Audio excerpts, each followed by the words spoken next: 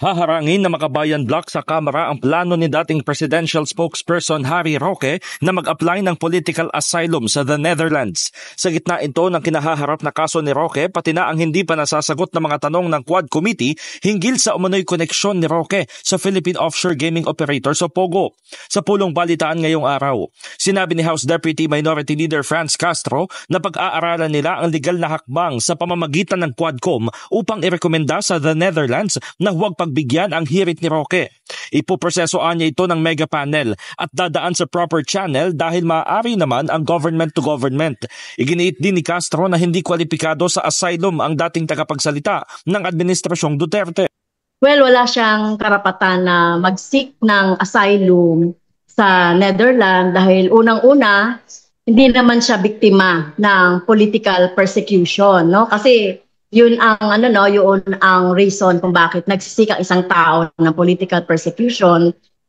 Kasama nga siya ng dating administration, dating presidente na talagang pumapalakpak, no, doon sa extrajudicial killings at nag-justify ng extrajudicial killings ng ating mga kababayan na biktima noong panahon ng war on drugs ni dating Presidente Duterte. Marami pa umanong kailangan sagutin si Roque sa pagdinig ng Quadcom, lalo't bigo itong magsumite ng mga dokumento na may kaugnayan sa properties at yaman ng abogado. Yung pending na mga issues dito sa Quadcom, kaugnay doon sa kanyang mga pag-aari, no, yung mga real property na na-accumulate niya nung panahon ng siya ay nasa katungkulan, na nakita ng Quadcom na merong may kinalaman doon sa POGO. Sa huli, ito na lamang ang naging payo ni Castro kay Roque.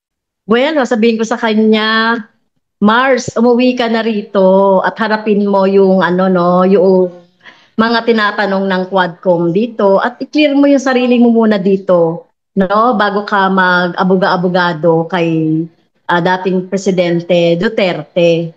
So, karapatan mo naman yan na mag-abogado, pero dapat harapin niya muna yung mga questions ng members ng Quadcom dito.